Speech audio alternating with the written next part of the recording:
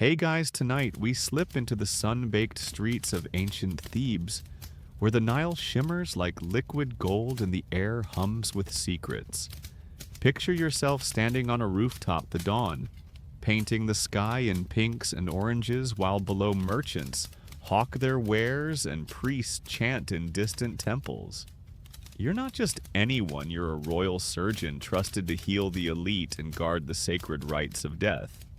But here's the kicker: you've botched an embalming, and in a world where messing with the afterlife is a one-way ticket to oblivion, you probably won't survive this. So before you get comfortable, take a moment to like the video and subscribe, but only if you genuinely enjoy what I do here. Drop a comment with your city and local time. I love knowing where you're drifting off from. Now dim the lights, maybe turn on a fan for that soft background hum, and let's ease into tonight's journey together. You wake in Thebes, the capital of Egypt's new kingdom, around 1250 BCE.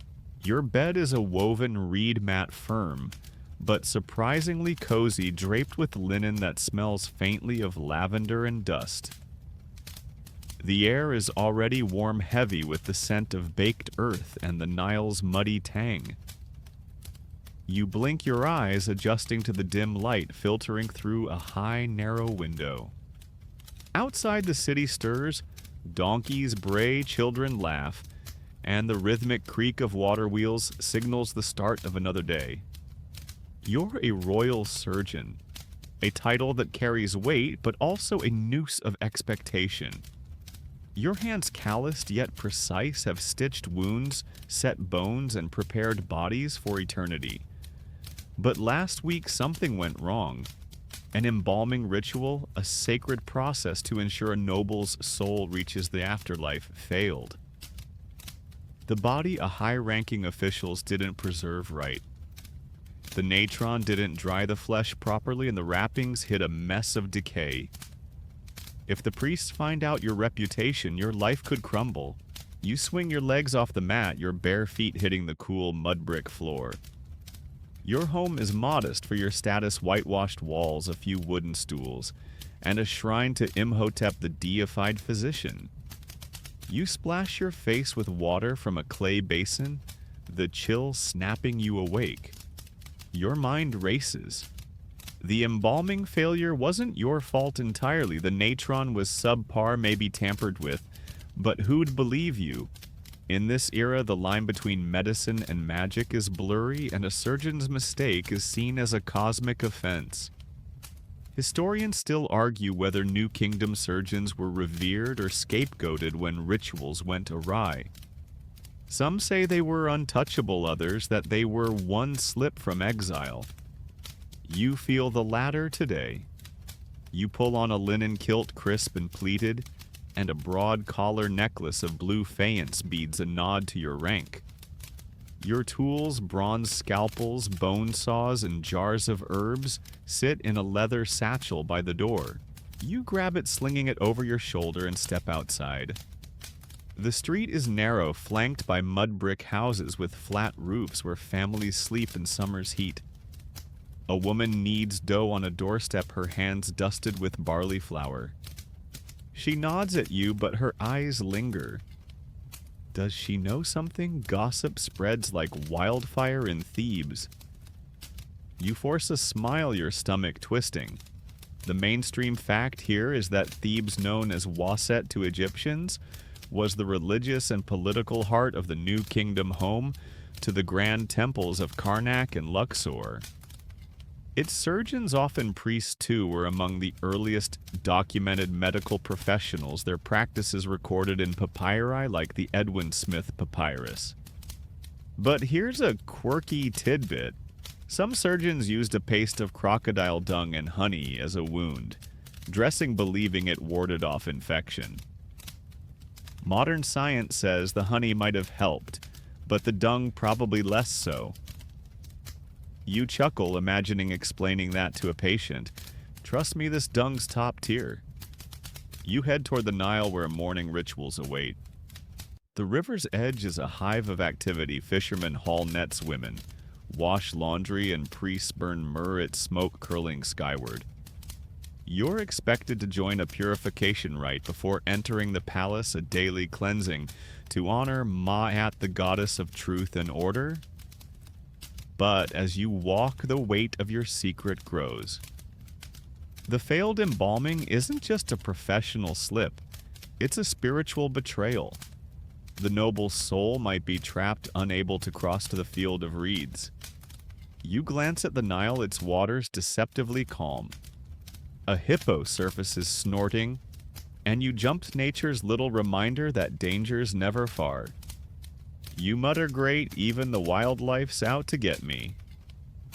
The path to the riverbank is lined with date palms, their fronds rustling in the breeze. You pass a vendor selling amulets, tiny scarabs, and eyes of Horus carved from carnelian. "Protection for the wise," he calls. You're tempted, but keep walking. Superstition's rife here, and you're already leaning too hard on luck. A boy runs by chasing a hoop with a stick, his laughter cutting through your gloom. Kids, you think same in any era. You reach the Nile's edge where a small crowd gathers for the rite. A priest, bald and robed in leopard skin, dips a bronze bowl into the river. You kneel the sand gritty under your knees and brace for the cold splash that'll mark you pure for now. The priest chants, his voice low and hypnotic, invoking Hapi, the Nile's god. You close your eyes, letting the words wash over you, but your mind drifts to the embalming chamber. The noble's body, the sour smell of rot, the panic as you realize the natron failed. You'd worked alone that night against protocol, thinking you could handle it. Rookie mistake, you think, kicking yourself. The priest's bowl tilts and water hits your face, sharp and cold. You gasp, blinking. Purified, the priest intones. If only he knew.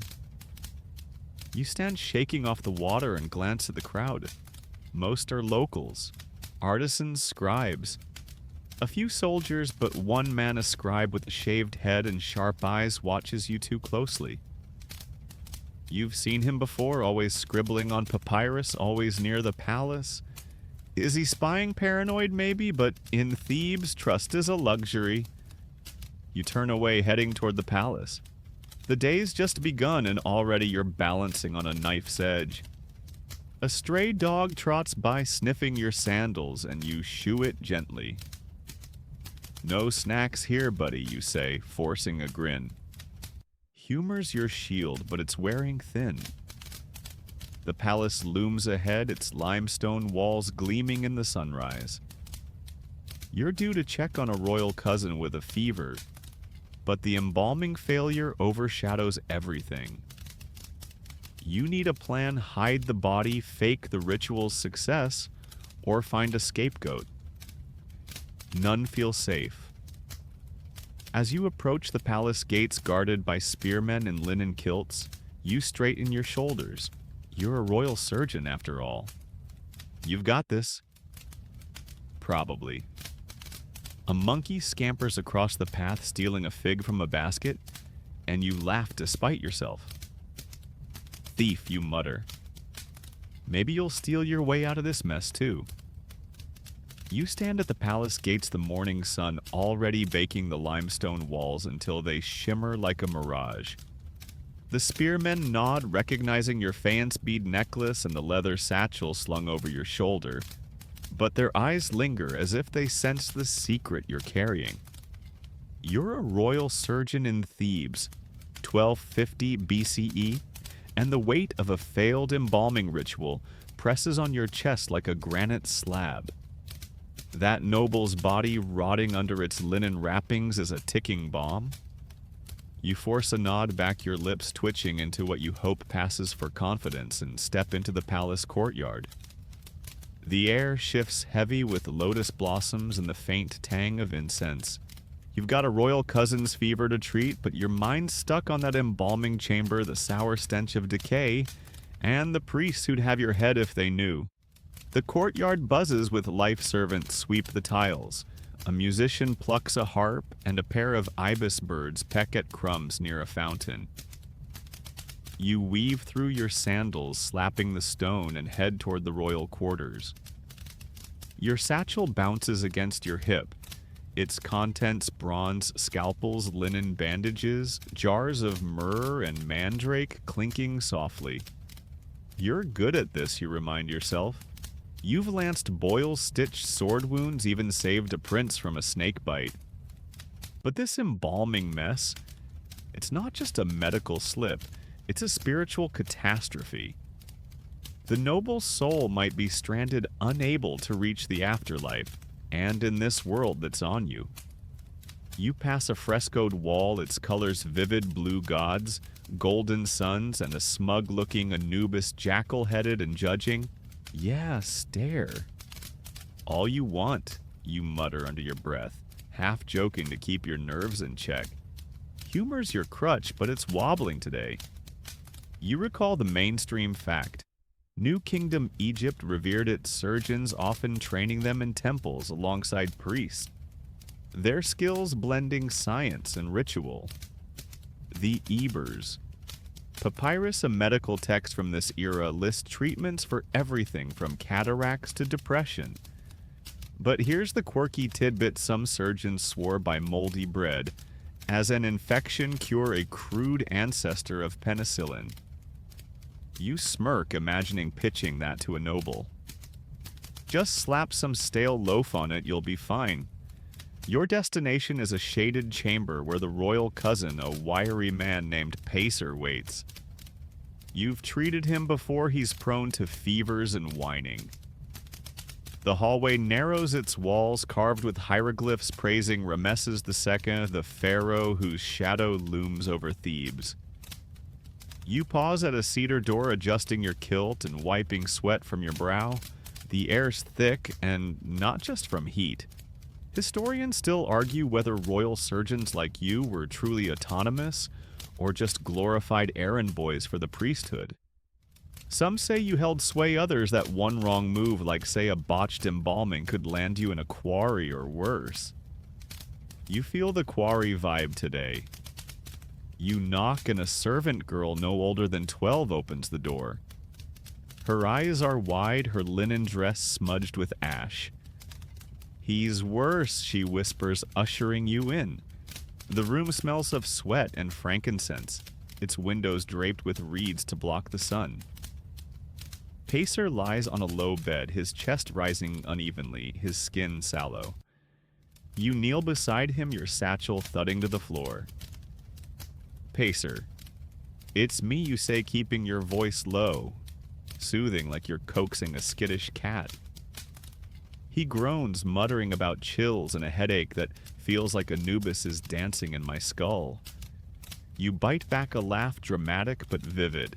You open your satchel, pulling out a clay jar of willow bark powder, a fever remedy you've used before. You mix it with water, the scent sharp and earthy, and hand it to Pacer. "Drink slow," you say. He sips, grimacing, and you check his pulse, your fingers pressing his wrist. It's fast but steady. You apply a damp linen cloth to his forehead, its coolness drawing a sigh from him. This is your element, diagnosing treating control. But the embalming failure lurks like a scorpion under a rock. You can't shake the image of that noble's body, the natron that didn't dry the wrappings you layered to hide the rot. You worked alone that night against protocol, thinking you could manage. Arrogance maybe, or just exhaustion. The servant girl hovers, twisting her hands. "Will he live?" she asks, her voice barely a whisper. You glance at her, softening. "He's tough like a Nile croc. He'll pull through." She nods, but her eyes flick to the door as if expecting someone. That scribe from the Nile ritual, the one with the sharp eyes, crosses your mind. Was he watching you here too? You shake it off, paranoia's a lousy bedfellow. Still, you can't ignore the court's undercurrents. Thebes is a nest of ambition where noble scheme priests guard their power, and a surgeon's mistake could be weaponized. You stand stretching your back and instruct the girl to keep Pacer cool and hydrated. No wine you add, knowing Pacer's habits. He grumbles but nods. You repack your satchel, the routine grounding you, but the weight of your secret creeps back. The embalming wasn't just a job, it was a sacred act overseen by Anubis himself, at least in the priest's eyes. Failure means you've disrupted Mayat, the cosmic order. You glance at a small shrine in the corner, its statue of Sekhmet, lion-headed goddess of healing, glaring back. Don't look at me like that, you mutter, half smiling. Joke number 2, and it's barely keeping you afloat. You leave Passer's room, the hallway cooler but no less oppressive. Servants bustle past carrying trays of figs and beer. One drops a clay cup and it shatters, the sound jarring. You flinch, your nerves raw. The palace is a labyrinth of obligation. Treat the sick, honor the gods, and now hide your failure. You need to check the embalming chamber, see if the body's still passable, but that risks exposure. The priests inspect the dead before burial, and they're not fools. You consider bribing a junior priest, but that's a gamble. Trust in Thebes is like sand gripped too tight, it slips away. You head toward the surgeon's quarters, a small wing where you store herbs and tools. The corridor is quiet, save for the distant hum of a chant. You pass a window, the Nile glinting beyond, and spot a fisherman wrestling a netted catfish. It flops, all muscle and defiance, and you think, that's me right now. Joke 3, and it's grim but fitting. You reach the quarters, a low room with shelves of jars, natron resin myrrh, and a table stained with years of use. You set your satchel down, your hands trembling slightly. The failed embalming wasn't your fault, not entirely. The natron was gritty, likely cut with sand by a shady supplier. You'd complained, but no one listened. Now you're the one holding the bag. You sit rubbing your temples. The day's barely half done, and you're due at the temple soon for offerings. But the embalming chamber calls. You need to know if the body's holding up, if the wrappings are masking the decay. You could sneak in tonight, rework the linens, add more resin. Risky, but doing nothing's worse. You glance at a papyrus scroll on the table, a record of recent surgeries. Your name's there, neat hieroglyphs praising your skill. If only they knew. A fly buzzes, landing on the scroll, and you swat it away. No critics allowed, you say, forcing a chuckle. The door creaks, and you freeze. A shadow moves a servant. A spy. You stand heart-pounding and call out, "Who's there?" No answer. You step forward, peering into the hall. Empty? Just the wind, maybe, or your guilt playing tricks. You exhale, but the unease lingers. Thebes is watching, always watching. You grab your satchel, deciding to head to the temple early. Better to stay visible, act normal, than skulk and draw suspicion. As you leave, the Nile's breeze carries the scent of mud and life. You cling to it, a reminder that you're still here, still fighting. For now. You stride through Thebes' sunlit streets, the palace fading behind you, as the city's pulse takes over, vendors shouting, donkeys clopping the ever-present hum of the Nile. Your sandals kick up dust and your linen kilt swishes against your legs, the faience beads of your necklace clinking softly. You're a royal surgeon, skilled, respected, but right now you're a man with a secret that could unravel everything. That failed embalming, the noble's body rotting under hasty wrappings, haunts you like a shadow.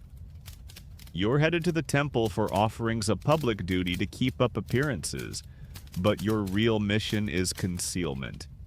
If the priests sniff out your mistake, it's not just your career at stake, it's your neck. You mutter, "Survive the day, that's the plan," and force a smirk, though your stomach's in knots. The temple of Amun-Ra looms ahead, its pylons towering, carved with gods and pharaohs in eternal triumph. Crowds gather, scribes, artisans, a few nobles in pleated linens offering bread, beer, or flowers to the gods. You clutch a small basket of figs, your contribution, but your mind's elsewhere. The embalming chamber is a few streets away, and you're itching to check it to see if the body's decay is still hidden. But not now too many eyes. You weave through the crowd, the air thick with myrrh and sweat, and spot that scribe again, the one with the sharp eyes from the Nile ritual. He's scribbling on papyrus, glancing your way. Coincidence? You doubt it. Keep writing, buddy, you whisper, half joking to steady your nerves. Humor's your lifeline, but it's fraying. You reach the temple steps, the stone warm under your feet. A priest in a leopard skin robe chants, his voice a low drone, while another swings a censer, sending incense curling skyward.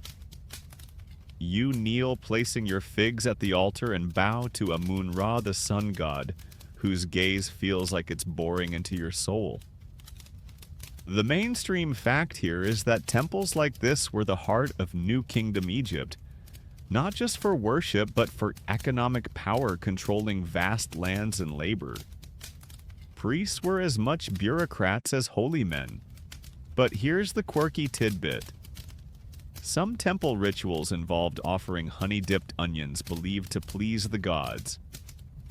You imagine Amun-Ra munching one and chuckle softly. Divine snack time, huh? The ritual drags and your knees ache from kneeling. You scan the crowd, hyper-aware of every glance. The scribe's still there now, talking to a priest. Your pulse quickens. Are they discussing you? Historians still argue whether royal surgeons were independent or pawns of the priesthood.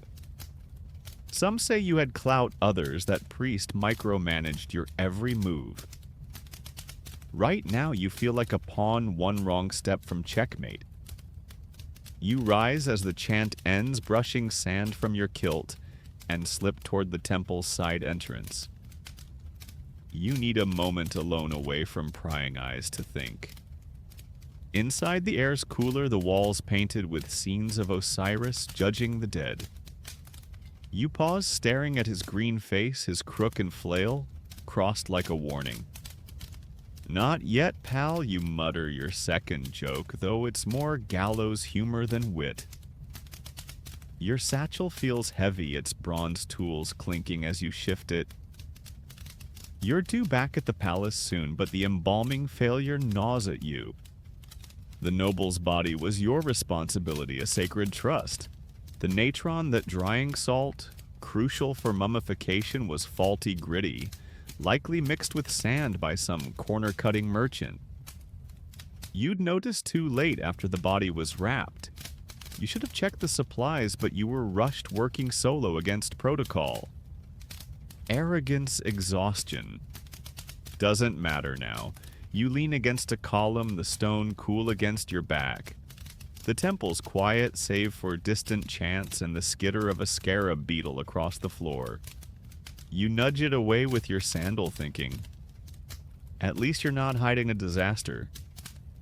Joke 3 and it's weak, but it keeps you grounded. You need a plan, sneak into the embalming chamber tonight, rewrap the body, add more resin to mask the smell. Risky, but waiting's worse. The priests will inspect the body before burial, and they're not easily fooled. You could blame the natron supplier, but that's a long shot. Evidence is thin, and in Thebes, truth bends to power. Footsteps echo, and you straighten, heart thudding. A junior priest, barely 20, enters, his shaven head gleaming. Surgeon, he says, his tone neutral, but his eyes sharp. You're expected at the palace. You nod, forcing calm.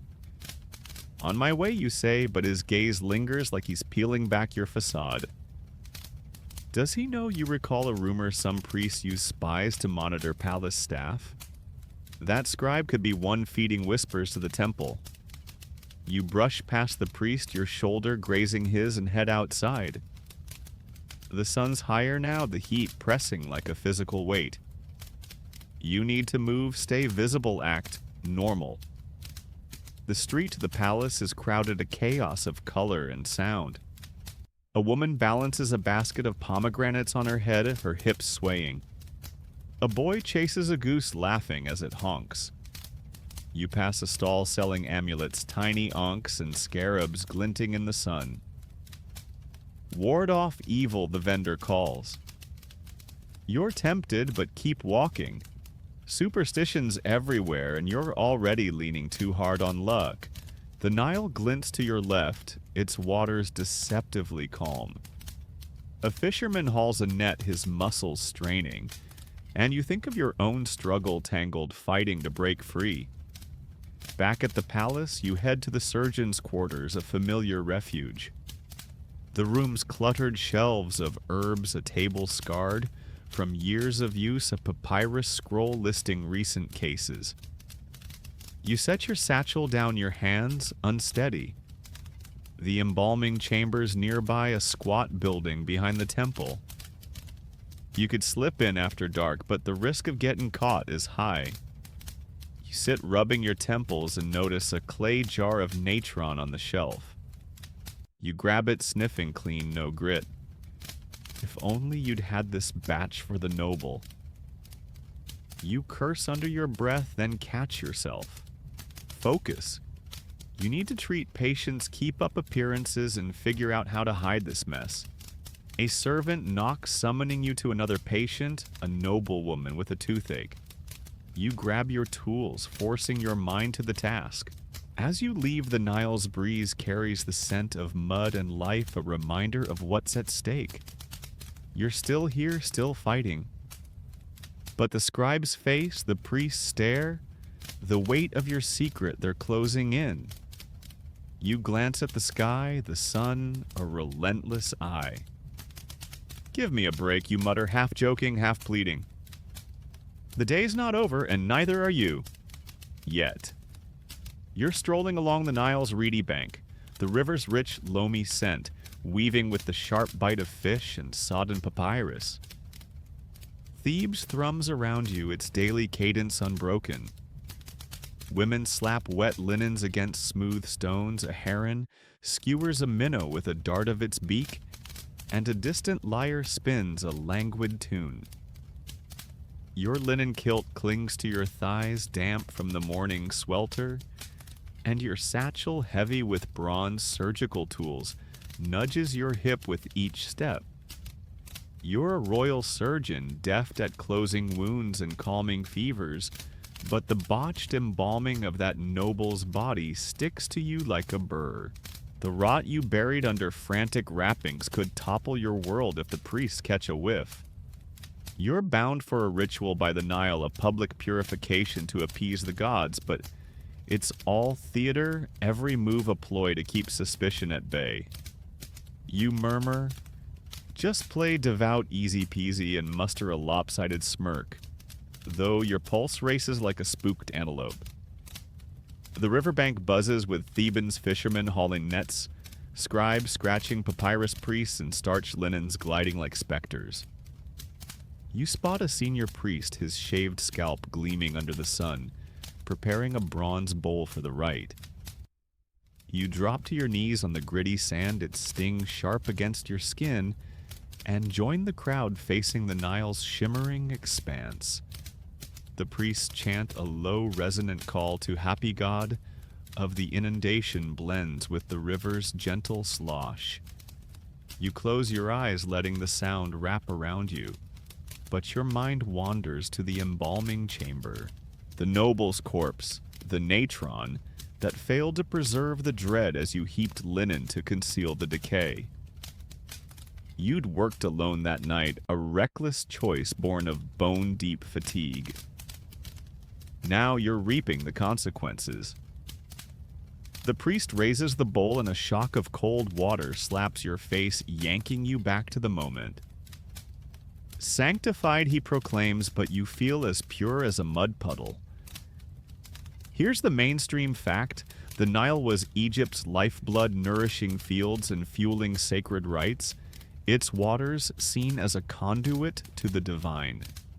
New Kingdom texts describe daily cleansings like this to preserve Mayat, the cosmic harmony that kept chaos at bay.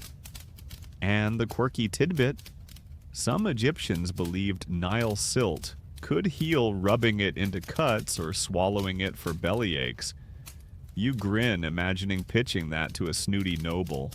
Slather on some river muck good as new. Let's joke one easing the vice around your chest, if only a fraction. You stand shaking droplets from your hands and scan the crowd. That scribe's here again? His hawkish eyes pinned on you as he scribbles furiously. Your stomach lurches. Is he feeding dirt to the priests? Historians still debate whether Theban scribes doubled as temple spies, their records serving both administration and espionage. Some argue they were neutral clerks, others that they were the priesthood's watchful eyes. You're leaning toward the latter today, and it's not a comforting thought. You pivot, aiming for a cluster of date palms where the shade might cool your nerves, but the scribe's stare burns like a hot coal. You need to ace this ritual, embody the pious surgeon, but the embalming fiasco looms like a thunderhead on the horizon. The priest swings a censer, sending myrrh smoke spiraling into the sky, and you step forward with a small clay jar of honey you're offering. The crowd's soft hum surrounds you, a chorus of devotion, and you place the jar on a stone altar, bowing to Hapi's statue, a rotund, blue-skinned figure adorned with a papyrus headdress. Keep the floods coming. Not my disasters, you whisper your second joke, laced with equal parts plea and sarcasm. The honey's a safe choice, but your hands tremble as you set it down. The embalming wasn't entirely your fault. The natron was gritty, likely spiked with sand by a crooked supplier looking to stretch a profit. But try explaining that to a priest who sees you as a mere tool in the divine machinery, one that's supposed to function without fail. You ease back into the crowd, hoping to blend in, but a woman nearby, her linen dress speckled with saffron stains, stares a beat too long. Gossip in Thebes spreads like wildfire across dry reeds, and you wonder if whispers of your mistake are already circulating. You think back to that crocodile dung salve from your morning musings. Maybe you need it to shield you from this heat, both literal and figurative. You choke out a chuckle, your third joke, but it's brittle, barely holding you together.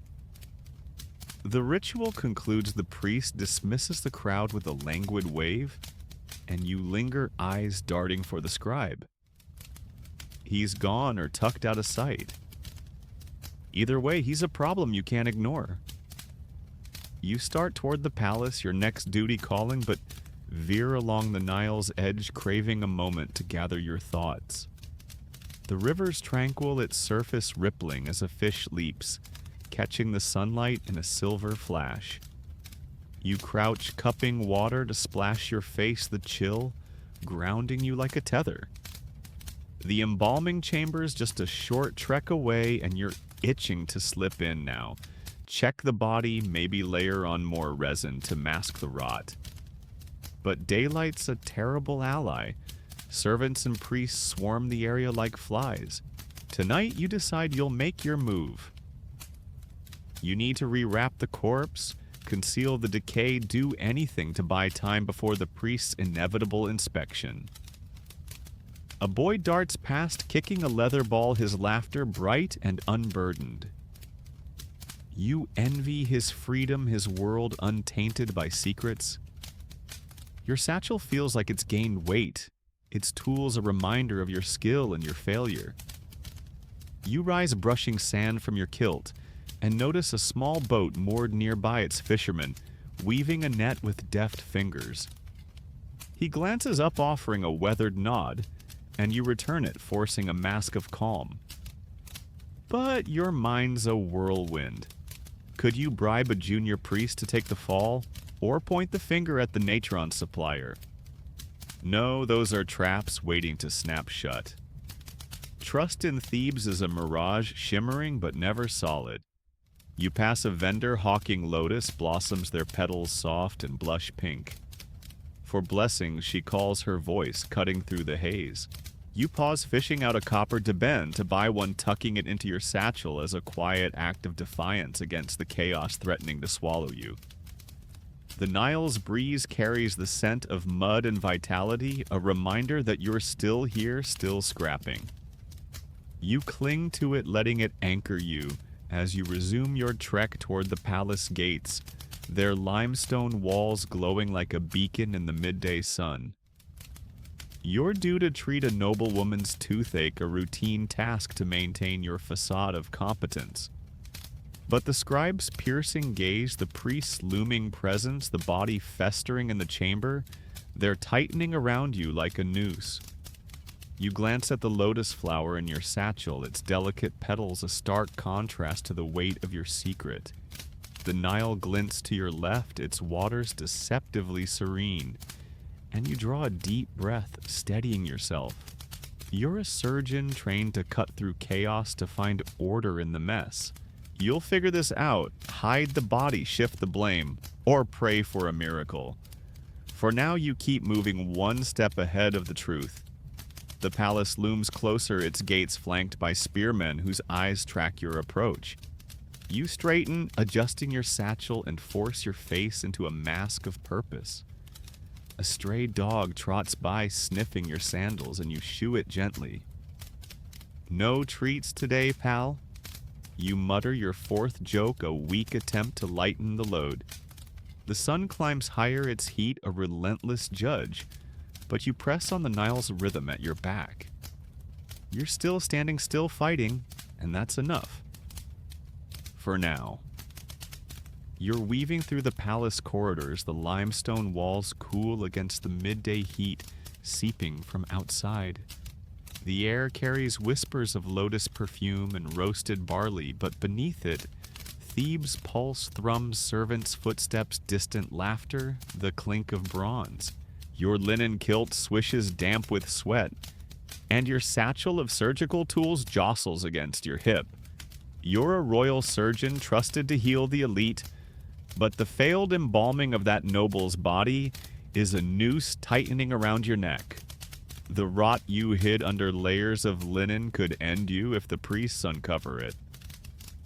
You're meant to be treating a noblewoman's toothache, but courtly intrigue swirls like dust in a sandstorm, and you're dodging suspicion with every step. You mutter, "Just keep smiling, no big deal," and flash a sardonic grin, though your heart's pounding like a war drum. The hallway narrows, its walls etched with hieroglyphs glorifying Rameses II, his victories frozen in stone. You pass a servant balancing a tray of figs and beer, her eyes lowered but sharp as if she's cataloging your every move. The palace is a hive of ambition. Nobles scheme, priests guard their influence, and a surgeon's misstep could be blood in the water. You've heard whispers of your failure faint, but growing like a ripple spreading across the Nile. That scribe with his piercing eyes and endless papyrus was at the Nile ritual earlier watching you. Is he feeding gossip to the priests? You shake your head, muttering focus or your crocodile bait. Joke one grim but grounding. You reach the noblewoman's chamber, a cedar door carved with lotus blooms. You knock, and a maid, her linen dress smudged with coal, ushers you in. The room smells of myrrh and stale wine, its windows draped with reeds to dull the sun. The noblewoman Lady Moret lounges on a cushioned bench, her face pinched with pain. "My tooth." She groans, clutching her jaw. You kneel beside her, setting your satchel down with a soft thud. "Let's see the culprit," you say, keeping your tone light like you're coaxing a child. She opens her mouth and you peer in, spotting a swollen gum around a molar. Toothaches are common here. Grit in bread wears enamel thin, but this one's nasty. You pull a bronze probe from your satchel, its handle worn smooth by years of use. "This'll sting you," warn, and Marette nods, bracing herself. You prod gently, confirming an abscess. The mainstream fact is that New Kingdom surgeons like you were pioneers performing dental extractions and even crude fillings as seen in mummies with resin-packed cavities. But here's the quirky tidbit: some used a mix of malachite and honey as a toothpaste, believing it banished mouth demons. You smirk, imagining Marette's reaction to that. Demons, huh? More like bad barley. Joke 2, and it earns a weak chuckle from the maid. You mix a poultice myrrh willow bark and a pinch of natron, its sharp scent cutting through the room's stuffiness. You apply it to Marette's gum, instructing her to rinse with salted water later. No sweets, you add, knowing her love for date cakes. She grumbles but nods. As you work, your mind drifts to the embalming chamber. The noble's body, the faulty natron, the panic.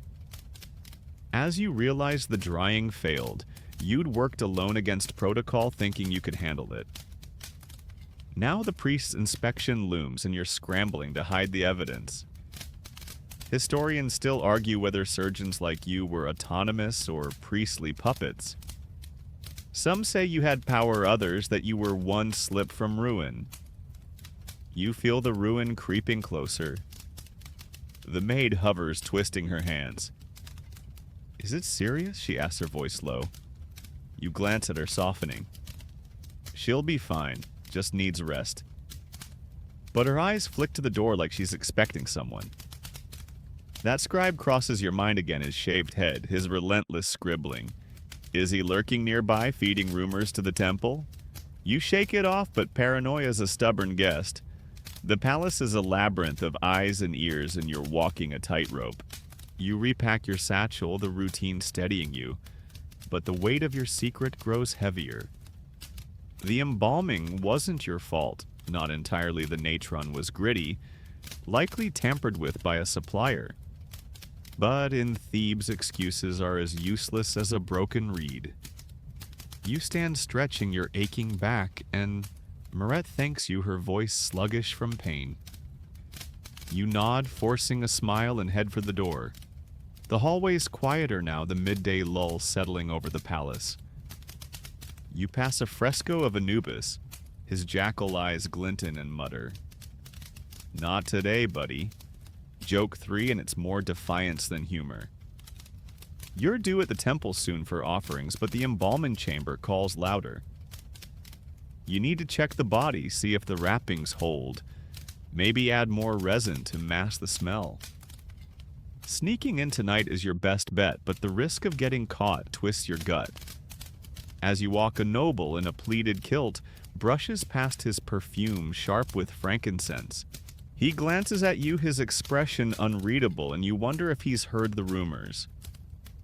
Whispers in Thebes are like locusts, small but destructive. You recall the lotus flower in your satchel bought from that vendor by the Nile. A silly purchase, but it's a reminder to keep fighting. You turn a corner, nearly colliding with a servant carrying a clay jug. It wobbles and you catch it, earning a grateful nod. Close one, you say, forcing a grin. Joke 4, weak but necessary. You head toward the surgeon's quarters, a cramped room where you store herbs and tools. The corridor's dim lit by flickering oil lamps, and you hear a faint shuffle behind you. You pause, heart thudding, and glance back, nothing but shadows. "Get a grip," you whisper, but the unease lingers. The quarters are a mess. Shelves of jars, a table scarred from years of use, a papyrus scroll listing recent cases. You set your satchel down, your hands unsteady. You grab a jar of natron, sniffing it clean, no grit. If only you'd had this for the noble. You curse the supplier, then yourself for not checking sooner. A knock startles you, and a junior priest steps in his leopard skin robe, too big for his slight frame. The temple expects you. He says, his tone flat, but his eyes probing. You nod, forcing calm. On my way. He lingers a moment like he's weighing your soul, then leaves. Does he know you recall rumors of priests using spies, scribe servants, even maids? That scribe's face flashes in your mind, his papyrus a potential death sentence. You grab your satchel, deciding to head to the temple early. Better to stay visible, act normal, than skulk and draw attention. The palace courtyard is bright, the sun relentless. You pass a fountain where ibis birds peck at crumbs, their beaks clicking. A child runs by chasing a hoop, and you envy his carefree sprint. The Nile glints beyond the walls, its breeze carrying the scent of life. You cling to it, a reminder you're still here, still fighting. But the scribe, the priest, the body, they're closing in. You spot a monkey stealing a fig from a servant's basket and laugh despite yourself. Thief, you mutter your fifth joke, a flicker of light in the dark. The temple awaits, and so does your secret. You straighten, adjust your satchel, and keep moving one step ahead of the truth. You're navigating the palace's labyrinthine halls, the cool limestone walls a brief respite from the midday sun blazing outside. The air hums with faint traces of incense and baked bread, but Thebes' undercurrent whispered plots, hurried footsteps, the clatter of bronze never sleeps. Your linen kilt, damp with sweat, brushes your legs, and your satchel of surgical tools thumps rhythmically against your hip. You're a royal surgeon skilled at mending flesh and taming fevers, but the botched embalming of that noble's body is a specter dogging your every step. The decay you masked with frantic wrappings could spell your doom if the priests uncover it. You're due to treat a royal with a festering wound, but the court's intrigue swirls like a Nile eddy, and you're dodging whispers of your failure with every breath. You mutter, "Just keep it together, no problem," and flash a wry smirk, though your pulse hammers like a quarry mallet. The corridor twists its walls alive with carvings of pharaohs, smiting foes, their stone eyes seeming to track you. You pass a servant girl, her arms laden with lotus blooms, her gaze flicking up too sharp, too knowing. The palace is a cauldron of ambition where nobles, jockey, priest hoard power, and a surgeon's slip could be a death sentence. You've caught murmurs of your embalming fiasco soft, but spreading like ripples from a tossed stone. That scribe with his shaved head and relentless papyrus was at the Nile ritual, his eyes boring into you. Is he feeding the priest your secrets? You shake your head, muttering, "Stay sharp, or your hippo chow." Joke one dark but anchoring. You reach a chamber with a cedar door inlaid with ivory, the quarters of Prince Calm, a royal cousin nursing a wound from a chariot mishap. You knock, and a guard, his spear gleaming, lets you in. The room smells of myrrh and sweat, its windows shuttered with reeds to fend off the heat. Khayyam lies on a low bed, his muscular frame tense, his left arm bandaged but oozing. About time he grumbles, his voice rough with pain. You kneel beside him, setting your satchel down with a soft clunk. "Let's fix you up, Prince," you say, keeping your tone calm like you're soothing a skittish colt. You unwrap the bandage, revealing a gash crusted with pus and nasty infection. You pull a bronze scalpel from your satchel, its edge honed to a whisper. "This'll hurt," you warn, and Khayyam nods, clenching his jaw. You clean the wound with diluted wine, the sharp scent cutting through the room's fug. The mainstream fact here is that New Kingdom surgeons were advanced for their time, using antiseptics like wine and honey, as documented in the Edwin Smith Papyrus, which details wound care with startling precision. But here's the quirky tidbit: some applied a mix of ibis feathers and milk to infections, believing it appeased Sekhmet, the healing goddess. You grin, imagining Calm's face if you suggested it. Feathers and milk pass. Joke two, and it draws a grunt from the guard. You drain the piece, stitch the wound with linen thread, and apply a poultice of honey and myrrh, its sticky warmth sealing the gash. Keep it dry, you tell Calm, knowing he'll probably ignore you. As you work, your mind drifts to the embalming chamber. The noble's body, the natron that didn't dry the panic as you realize the wrappings hid rot. You'd worked alone against protocol, thinking you could manage. Now the priest's inspection looms like a vulture circling. Historians still argue whether surgeons like you held real authority or were mere extensions of the priesthood. Some say you were revered, others that you were one mistake from exile. You feel the exile's shadow today. The guard shifts his spear, tapping the floor, and you glance up. His eyes are neutral, but you wonder if he's heard the gossip. Whispers in Thebes are like sand, impossible to contain. You recall the lotus flower in your satchel bought from that Nile vendor. A foolish charm, but it's a spark of hope. You repack your tools, the routine steadying you, but the embalming failure gnaws like a toothache. The natron was faulty, gritty with sand, likely sabotaged by a supplier. But in Thebes, blame sticks to the one holding the scalpel, not the one selling the salt. You stand your back creaking, and Kai mutters thanks, already reaching for a cup of beer. You nod, forcing a smile, and head for the door.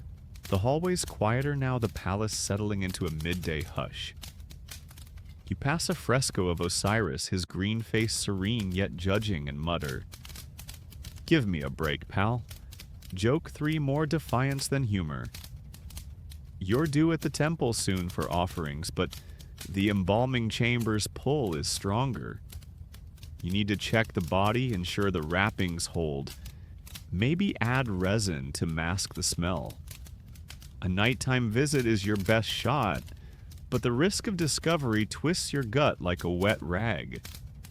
As you walk, a noblewoman in a pleated gown glides past, her perfume heavy with jasmine.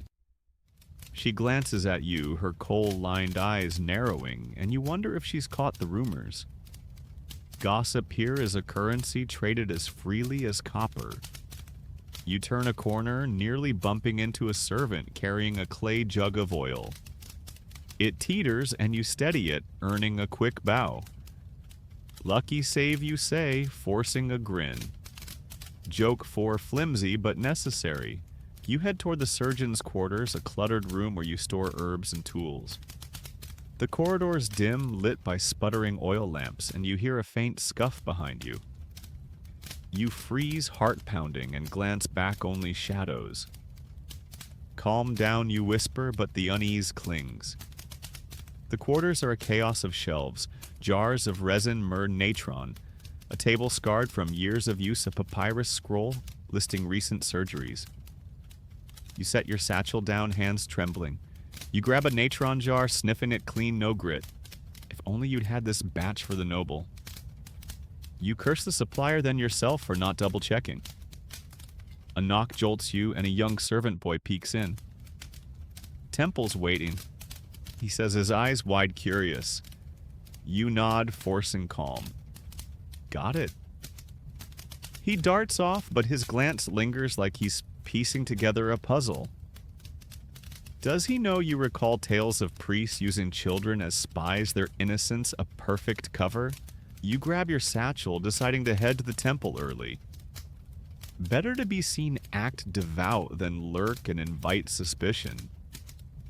The palace courtyard is bright, the sun a relentless overseer. You pass a garden where date palms sway, their fronds rustling. A monkey scampers across, snatching a pomegranate from a servant's tray, and you laugh despite yourself. Bandit, you mutter your 5th joke, a flicker of light in the gloom. The Nile glints beyond the walls, its breeze carrying the scent of mud and life. You hold fast to it, a reminder you're still here, still fighting. But the scribe, the servant boy, the body, they're tightening the net. You adjust your satchel, square your shoulders, and keep moving one step ahead of the truth. You're slipping through the palace's shadowed corridors, the limestone walls a fleeting shield against the midday heat radiating from Thebes outside. The air hums with traces of frankincense and warm clay, but the city's heartbeat muffled voices the clop of sandals. The distant chime of bronze pulses beneath it all. Your linen kilt, heavy with sweat, brushes your legs, and your satchel of surgical tools bumps your hip with every step. You're a royal surgeon trusted to heal the elite, but the failed embalming of that noble's body is a specter clawing at your mind. The rot you concealed under layers of linen could destroy you if the priests uncover it. You're meant to be checking on a royal's fever, but the embalming chamber's dark pull is stronger, and whispers of your mistake swirl like vultures. You mutter, "Just keep moving, no sweat," and force a crooked grin, though your heart's hammering like a mason's chisel. The hallway twists its walls, carved with scenes of pharaohs offering to Amun-Ra their stone gazes heavy with judgment. You pass a servant balancing a tray of pomegranates, his eyes darting to you, too quick, too curious. The palace is a nest of schemes where nobles plot priests wield sacred power, and a surgeon's error could be a blade to the throat. You've heard faint rumors of your embalming failure like reeds rustling before a storm. That scribe with his sharp eyes and endless papyrus was at the Nile ritual watching you. Is he feeding the temple your secrets? You shake your head, muttering stay cool or your jackal food. Joke one bitter but steadying. You're headed to the embalming chamber, a squat building tucked behind the temple, to check the noble's body. The priest's inspection is days away, but you need to know if the wrappings hold or if the decays betrayed you. You detour through a quieter corridor, avoiding the main courtyard's bustle. The air grows still, the only sound your sandals slapping stone and the faint buzz of a fly. You pause at a narrow window, the Nile glinting beyond its waters, deceptively calm. A fisherman casts a net, his silhouette stark against the sun. You envy his simple task. Your satchel feels heavier. Its tools, scalpels, bone saws, jars of myrrh, a reminder of your skill and your sin. The mainstream fact here is that embalming in the New Kingdom was a sacred art, a 70-day process to prepare bodies for the afterlife, detailed in texts like the ritual of embalming. Natron, a drying salt, was key to preserving flesh for eternity. But here's the quirky tidbit: some embalmers used palm wine to rinse cavities, believing it pleased Anubis, the jackal-headed god of mummification. You smirk, imagining sloshing wine into a corpse. Cheers, Anubis, hope you like vintage. Joke too, and it cuts through the dread, if only for a moment. You reach the chamber's entrance, a low door of weathered cedar, half hidden by acacia trees. You glance around, no priests, no servants, just a stray cat, slinking past its eyes glinting. You slip inside the air thick with the sour tang of natron and decay. The room's dim lit by slits high in the walls, and the noble's body lies on a stone slab, swathed in linen. You approach heart-pounding and lift a corner of the wrapping. The smell hits rancid, unmistakable. The natron failed the flesh, softening beneath the cloth. You curse under your breath, rewrapping it quickly. You'd worked alone that night against protocol, trusting faulty natron from a shady supplier. Now the priest's scrutiny looms like a sandstorm. Historians still argue whether embalmers like you were revered artisans or scapegoats for ritual failures. Some say you held divine favor, others that you were one slip from banishment. You feel the banishment breathing down your neck. You grab a jar of resin from a shelf, its piney scent sharp, and drizzle it over the wrappings, hoping to mask the rot. It's a desperate move, but time's running out. You recall the lotus flower in your satchel, that impulse buy from the Nile vendor. A foolish hope, but you cling to it, a spark in the dark. Footsteps crunch outside and you freeze resin dripping onto your fingers. You duck behind a stack of natron sacks, heart in your throat. The door creaks and a junior priest steps in his leopard skin robe, dragging. He scans the room, his eyes narrow, and calls, "Anyone here?"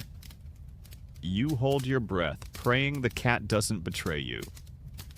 He lingers, sniffing the air, then mutters and leaves. You exhale, trembling. Was he checking the body or you? The scribe's face flashes his papyrus, his stare. Is he behind this? You mutter, sneaky priests worse than tomb robbers. Joke 3 in its gallows humor at best. You finish the resin, rewrapping the body with fresh linen from a pile. It's not perfect, but it might buy a day. You need a better plan. Shift blame to the supplier, fake a ritual success, or flee. None feel safe.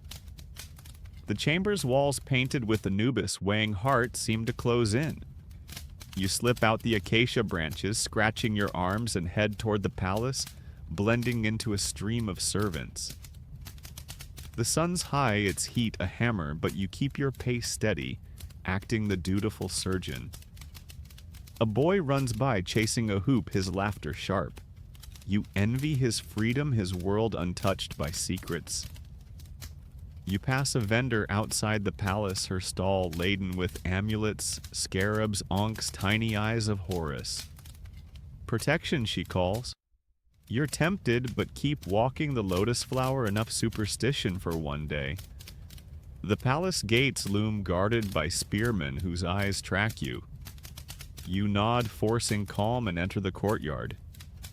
You're due to treat that royal's fever, but the chamber's stench lingers in your nose, a reminder of your gamble. The natron was the culprit. Not you, but in Thebes, truth bends to power. You spot a monkey stealing a date from a servant's basket and laugh despite yourself.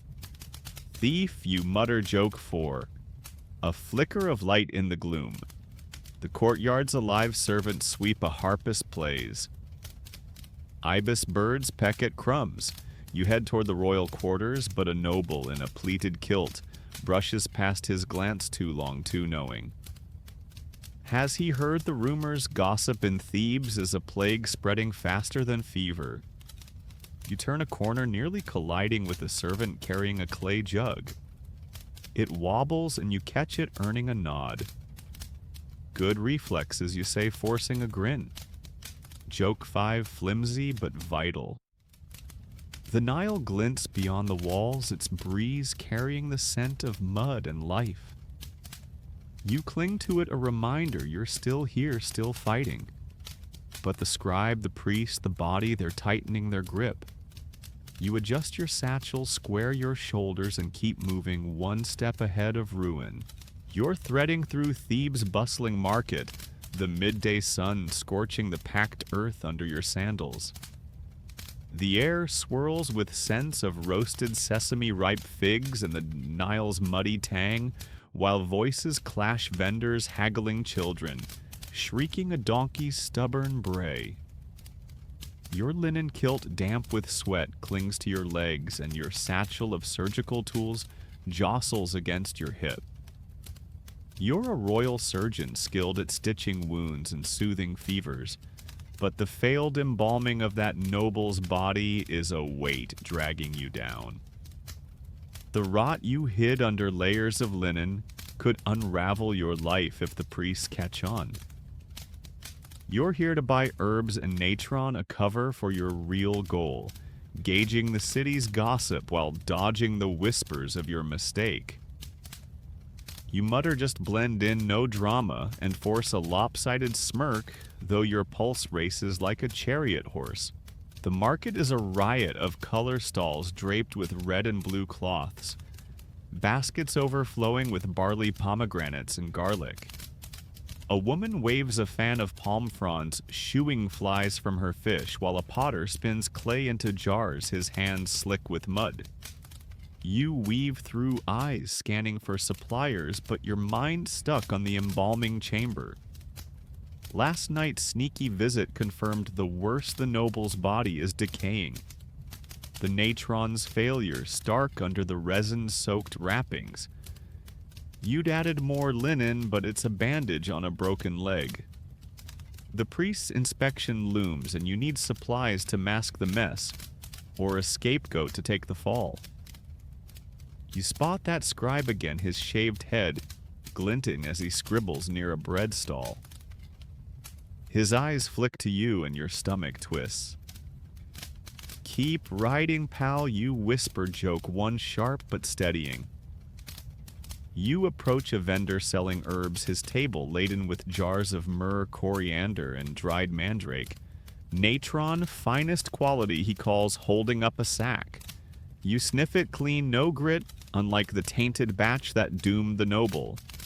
The mainstream fact here is that markets in New Kingdom Thebes were economic hubs, where goods from Nubia to the Levant changed hands as seen in tomb paintings of bustling trade. But here's the quirky tidbit: some vendors sold cursed amulets claiming they could hex rivals, though most were just dyed clay. You grin, imagining buying one for that scribe. Hex him into silence, maybe joke too, and it eases the knot in your chest. You haggle for natron and myrrh, dropping copper debens into the vendor's palm. As he bags the goods, you lean in, lowering your voice. "Heard any talk about the palace rituals gone wrong?" His eyes narrow, but he shakes his head. "Just grumbles about taxes," he says. You nod, unconvinced. Gossip in Thebes is like the Nile's current, hidden but relentless. Historians still argue whether royal surgeons like you were insulated from market rumors or prime targets for them. Some say your status shielded you, others that your failures fueled the city's chatter. You feel the chatter nipping at your heels today. You move to a stall selling linen, its bolts stacked high, perfect for rewrapping the noble's body. The vendor, a wiry woman with coal-smudged eyes, sizes you up. "Palace business?" she asks, smirking. You force a laugh, "Just stocking up." Her gaze lingers, and you wonder if she's heard whispers of your failure. You buy a bolt, tucking it into your satchel beside the lotus flower from that Nile vendor, a silly charm, but it's keeping you grounded. As you turn, a boy bumps into you, dropping a basket of dates. You help him gather them, and he grins. "Thanks, mister." You ruffle his hair, muttering, "Stay out of trouble, unlike me." Joke 3, half-hearted but necessary. The market's noise presses in, and you spot a crowd around a storyteller, his voice rising over the din, spinning a tale of Anubis judging a dishonest scribe. The irony stings, and you steer clear, but not before catching the scribe's eyes again. He's closer now, talking to a man in a priest robe. Your heart lurches. Are they discussing you? You duck behind a stall, pretending to inspect a pile of onions, their sharp scent burning your nose. You need to get back to the palace, but the market's a goldmine for clues. If the rumors are spreading, you need to know how far and who's fanning them. You approach another vendor, this one selling oils, sesame castor, and a pungent resin blend. "Heard anything odd from the temple?" you ask, casual as you can manage. He shrugs, but his eyes dart to the side. "Priests are always grumbling," he says. You press mentioning a botched ritual, and he stiffens. "Heard nothing?" he mutters, turning away. Liar you think, but you let it go. Thebes' silence is louder than its chatter.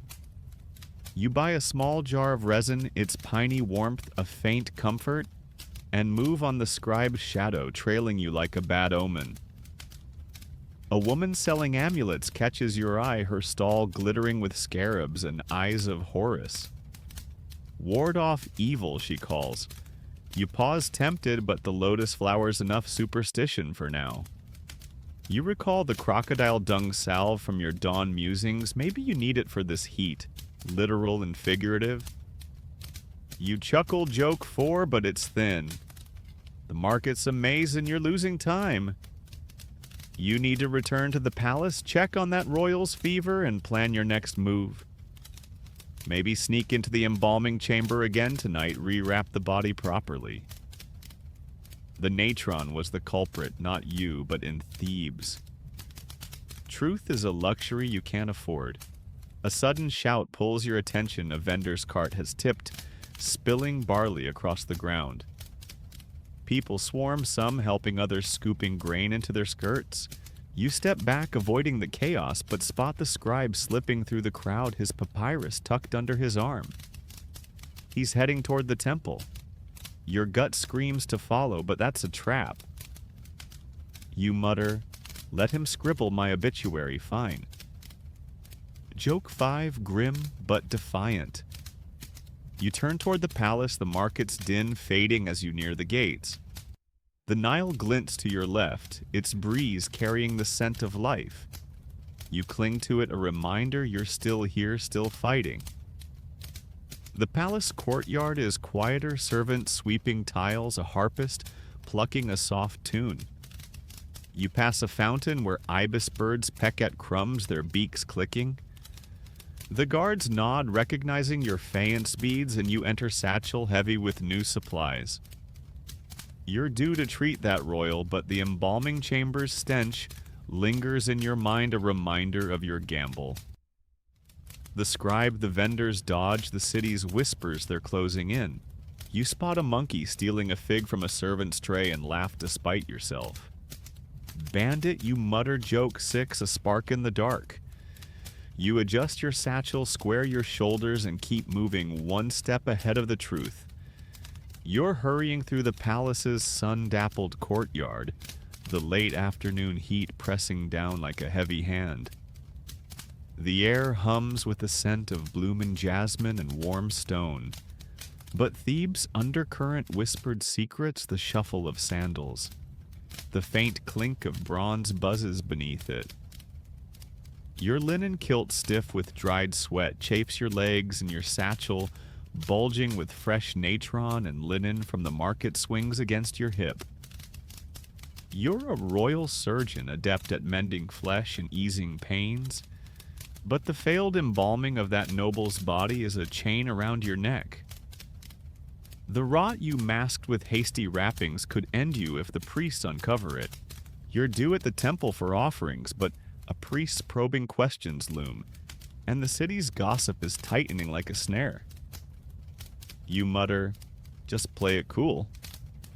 No panic and force a sardonic grin, though your heart's pounding like a festival drum.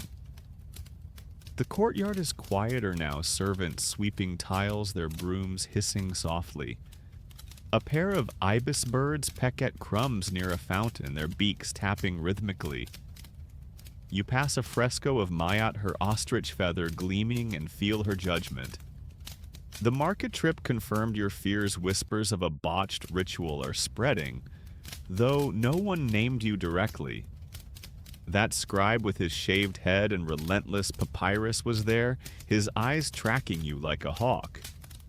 Is he the priest's spy, feeding them your mistake? You shake your head, muttering, "Keep scribbling, you nosy vulture." Joke 1, sharp and grounding. You head toward the temple of Amun-Ra, its massive pylons looming beyond the palace walls. Your satchel's heavier with the market's hall natron myrrh linen, meant to fix the noble's body tonight. The embalming chamber's stench still lingers in your memory, the decay you found last night a stark warning. The natron failed gritty with sand from a shady supplier, and your solo work against protocol sealed the disaster. You need to rewrap the body, mask the rot, and pray the priest's inspection doesn't come early. You pass a servant carrying a tray of lotus blooms, her glance too long, too knowing. Gossip in Thebes is like wildfire, silent until it consumes you. The temple's entrance is crowded. Artisans, scribes, a few nobles in pleated linens, all bearing offerings. You clutch a small jar of honey, your contribution, and join the line. A senior priest, his leopard skin robe pristine, stands at the altar, his bald head gleaming as he chants to Amun-Ra. You spot him, the priest who entered the embalming chamber last night, nearly catching you. His eyes lock onto yours and your stomach drops. Does he suspect you? Force a nod, acting devout, but your mind races. The mainstream fact here is that New Kingdom priests were powerhouses, controlling temples that doubled as economic engines, managing lands and labor as seen in records from Karnak. But here's the quirky tidbit: some priests wore wigs made of human hair during rituals, believing it channeled divine favor. You smirk, picturing this priest's bald head under a curly wig. Nice hairpiece, holy man. Joke 2, and it steadies you barely. You step forward, placing your honey jar on the altar, bowing to Amun-Ra's statue, a golden figure with a sun disk crown. The priest's chant rises hypnotic, but his gaze doesn't leave you. "Surgeon," he says, his voice low, cutting through the crowd's murmur. A word. Your heart lurches, but you nod, following him to a shaded corner of the temple. The air's thick with myrrh, the stone cool under your sandals. He leans in, his eyes like flints. The noble's burial is near. All is well. You swallow, forcing calm. Of course, revered one. The rites proceed. He studies you unblinking, then nods. Good. Anubis watches. You mutter, hope he's nearsighted, under your breath. Joke 3, as you step back, heart thudding. Historians still argue whether priests routinely audited embalmers like you or trusted your expertise. Some say you were near untouchable, others that priests pounced on any flaw to assert control. You feel the pounce coming. You rejoin the crowd, the ritual dragging on your knees, aching from standing. The scribe's here too, scribbling near a column, his eyes flicking to you. Is he reporting this exchange? You recall the lotus flower in your satchel, that market impulse buy? A foolish charm, but it's a lifeline in this storm. The priest's words echo. Anubis watches. You need to act tonight, sneak into the chamber, rewrap the body with the new linen and natron. It's a gamble, but waiting's worse. The ritual ends, the crowd dispersing, and you slip toward the temple's side exit, avoiding the priest's gaze. Outside, the sun's dipping, painting the Nile gold. You pass a vendor selling bread, her stall swarmed by children. Fresh loaves, she calls. You're tempted, but keep moving, the satchel's weight enough for now. The city's alive, fishermen haul nets. Women carry water jars, a boy chases a goose laughing. You envy his carefree sprint. The embalming wasn't your fault. Not entirely, the natron was sabotaged. But in Thebes, blame sticks to the one with the title. You mutter, wrong place, wrong. Natron joke 4, grim but defiant. You head toward the palace, planning your nighttime move. The chamber's close, but guards patrol after dark, and priests sometimes linger. You could bribe a guard, but that's a trap. Loyalty here shifts like sand. You pass a fresco of Anubis, his jackal eyes glinting, and feel a chill. The scribe's shadow, the priest's words, the city's whispers, they're closing in. You spot a monkey stealing a date from a servant's basket and laugh despite yourself. Bandit, you mutter, joke 5, a spark in the dark. The Nile's breeze carries the scent of mud and life, and you cling to it, a reminder you're still here, still fighting. Back at the palace, you slip into the surgeon's quarters, a cluttered room of shelves and scars. You set your satchel down, the new natron and linen, a faint hope. You grab a jar of resin, its piney scent sharp, and tuck it into your bag for tonight. A servant knocks, summoning you to check that royal's fever. You nod, forcing normalcy, but the priest's voice Anubis watches rings in your ears. You adjust your satchel, square your shoulders, and head out one step ahead of the truth. You're weaving through the palace's quiet corridors, the late afternoon light slanting through high windows, casting long shadows on the limestone floor. The air carries faint traces of lotus oil and warm dust, but Thebes' pulse soft, murmurs the pad of sandals, the distant clink of bronze hums beneath it all. Your linen kilt, crusty with sweat, brushes your legs, and your satchel, heavy with natron and linen from the market, thumps against your hip.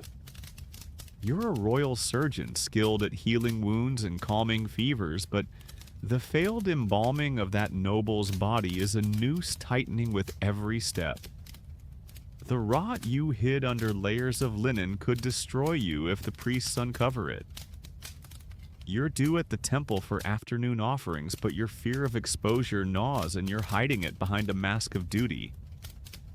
You mutter, "Just act holy, no big deal," and force a crooked smirk, though your heart's racing like a spooked gazelle. The hallway curves its walls, etched with scenes of Osiris judging souls, his green face serene yet stern. You pass a servant girl, her arms full of reed mats, her eyes flicking to you, too quick, too curious. The palace is a web of intrigue where noble scheme priests guard their sacred power, and a surgeon's mistake could be a death warrant. The priest's words from the temple Anubis watches still echo, and the scribe's ever-present papyrus haunts you. You caught him again at the market, his sharp eyes tracking you. Is he the temple's spy, stitching your failure into a report? You shake your head, muttering, "Keep writing, you papyrus pest." Joke one bitter but grounding. You're headed to the temple of Amun-Ra for offerings, a public act to maintain your facade. Your satchel's packed with the market's hall-clean natron myrrh fresh linen, meant for tonight's desperate plan to fix the noble's body. The embalming chamber's stench clings to your memory, the decay you found last night a grim warning. The natron was faulty, gritty with sand from a crooked supplier, and your solo work against protocol sealed the disaster. You need to rewrap the body mask, the rot, and hope the priest's inspection holds off. You pass a fresco of Sekhmet, her lioness eyes blazing, and feel her glare. "Not my fault," you whisper joke, too half plea, half snark. The temple's pylons rise beyond the palace gates, their stone faces glowing in the fading sun. You join a small crowd. Artisan scribes, a few nobles each clutching offerings of bread, beer, or flowers. You hold a clay jar of sesame oil, your contribution, and shuffle into line. A junior priest, his leopard skin robe slightly askew, chants at the altar, his voice a soft drone. You spot the senior priest from yesterday, the one who questioned you. He's not looking your way, but his presence is a weight. You bow to Amun-Ra's statue, its golden form towering, and place your oil on the altar. The mainstream fact here is that New Kingdom temples were not just spiritual centers, but political strongholds, their priests wielding influence over pharaohs, as seen in records of Karnak's wealth. But here's the quirky tidbit. Some offerings included painted ostrich eggs believed to symbolize rebirth. You smirk, imagining tossing one at the scribe. "Rebirth this, buddy." Joke 3, and it keeps you steady. The chant rises, myrrh smoke curling from a censer, and you kneel, the stone cool under your knees. Your mind drifts to the embalming chamber. You'll sneak in tonight, use the new natron and linen to rewrap the body, maybe add more resin to mask the smell. It's a long shot, but doing nothing's worse. The priest's question, "All is well," burns in your memory. You lied, but his eyes saw through you. Historians still argue whether priests like him trusted surgeons or hounded them for flaws.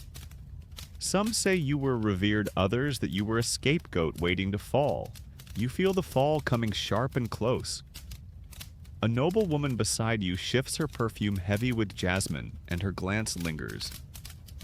Has she heard the rumors? Gossip in Thebes is like the Nile's flood, slow to rise, impossible to stop. You recall the lotus flower in your satchel, that market trinket. A silly hope, but it's a tether in this storm. The ritual drags your knees aching, and you notice the scribe near a column scribbling as always. His eyes meet yours, and you look away, heart thudding. Is he noting your every move? You mutter, hope you get a papyrus cut joke 4 under your breath, a spark of defiance.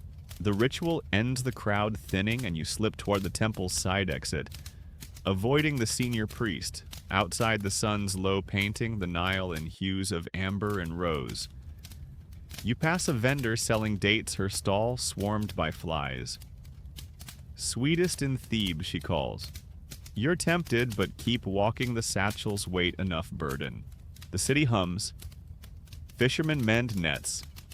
Women balance water jars. A girl chases a hoop. Giggling, you envy her unburdened joy. The embalming wasn't your fault, not entirely. The natron was tampered with, but in Thebes, blame clings to the one with the title. You need a plan: rewrap the body, pin the fault on the supplier, or last resort flee. None feel safe. You head back to the palace, the Nile's breeze carrying the scent of mud and life. You pass a fresco of Anubis, his jackal eyes glinting, and feel a chill. The scribe's shadow, the priest's scrutiny, the city's whispers, they're a net tightening around you. You spot a monkey stealing a fig from a servant's tray and laugh despite yourself. Thief, you mutter joke 5. A flicker in the dark. You're planning tonight's move: sneak into the chamber, dodge the guards, fix the body. The guards are the wild card. Some are loyal, others might sell you out for a Deban. You could distract them with beer, but that's risky too. The palace gates loom, their limestone glowing in the dusk. The guards nod, recognizing your faience beads, and you enter the courtyard. Its calm servants lighting oil lamps, a harpist plucking a soft tune. You slip into the surgeon's quarters, a cluttered room of shelves, jars of resin, myrrh natron, and a table scarred from years of use. You set your satchel down, the new supplies a faint hope. You grab a vial of frankincense, its sharp scent bracing, and tuck it into your bag for tonight. A servant knocks, summoning you to check that royal's fever. You nod, forcing normalcy, but the priest's voice Anubis watches rings like a warning bell. You adjust your satchel, square your shoulders, and head out one step ahead of the truth. You're skulking through Thebes' twilight streets, the evening air cooling the sweat on your skin, as the city settles into a softer rhythm. The Nile's muddy scent mingles with the smoky tang of oil lamps flickering in doorways, and the hum of life-distant laughter. The clop of hooves, a lute's plaintive strum, wraps around you. Your linen kilt, stiff from a day's wear, brushes your legs, and your satchel, packed with natron linen and resin, weighs heavy on your shoulder. You're a royal surgeon skilled at healing the elite, but the failed embalming of that noble's body is a shadow swallowing your every thought. The rot you hid under layers of linen could ruin you if the priests uncover it. You're plotting a secret nighttime visit to the embalming chamber, but fear of discovery gnaws and the city's whispers are closing in like a pack of jackals. You mutter, "Just stay sharp." No slip-ups, and force a wry smirk, though your heart's thudding like a quarry hammer. The streets are quieter now, the market's chaos replaced by families eating under palm frond awnings, their chatter a low hum. You stick to the shadows, avoiding the main paths where guards patrol. The embalming chamber's close, a squat building behind the temple, and tonight's your chance to fix the noble's body, rewrap it with fresh linen. Add natron, mask the decay. Last night's visit showed the rots worsening, the faulty natron's failure stark under the resin-soaked cloth. You worked alone that night against protocol, trusting a tainted batch from a shady supplier. Now the priest's inspection looms, and you're desperate to buy time. You pass a frescoed wall, Anubis's jackal eyes glinting in the lamplight, and mutter, "Keep your snout out of this." Joke one grim but steadying. You slip past a tavern, its air thick with beer and laughter. A drunk stumbles out, nearly bumping you, and you sidestep, heart-lurching. "Watch it, pal," you whisper Joke to as he sways off. The scribe's face haunts you, that shaved head, those sharp eyes always scribbling. You saw him at the temple earlier, noting something as you offered sesame oil. Is he the priest's spy, weaving your failure into a trap?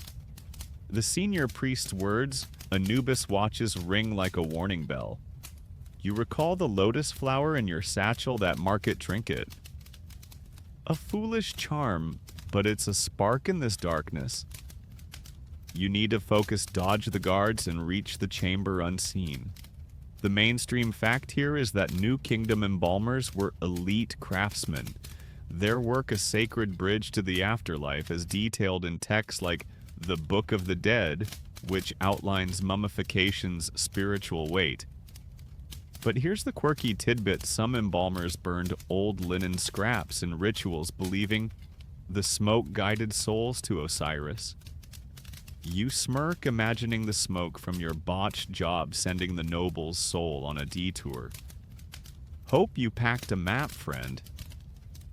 Joke 3, and it cuts through the dread, if only a bit. You reach the temple's outer wall, the chamber just beyond. The air still save for a cricket's chirp and the Nile's faint lap. You crouch behind an acacia tree, scanning for guards. 2 stand by the temple gate, their spears glinting, chatting in low tones. You could distract them, toss a stone maybe, but that's risky. You recall the market's natron clean and pure in your satchel. If you can rewrap the body tonight, it might pass inspection. The natron was the culprit, not you, but in Thebes. Truth is a reed bending to power. Historians still argue whether embalmers like you were autonomous or priestly pawns. Some say you held sway, others that you were one mistake from ruin. You feel the ruin breathing down your neck.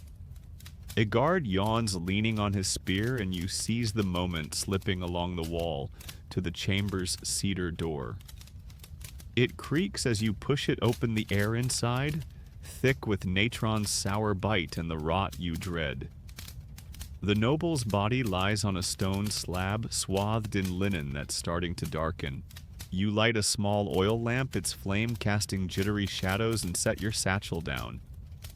You lift the wrappings, wincing at the smell, rancid, unmistakable. The decays spread, but you can work with this. You mutter, "You're not making this easy, Joke 4 to the silent corpse," and start unwrapping, your hands steady despite the stakes. You spread the new linen, sprinkle clean.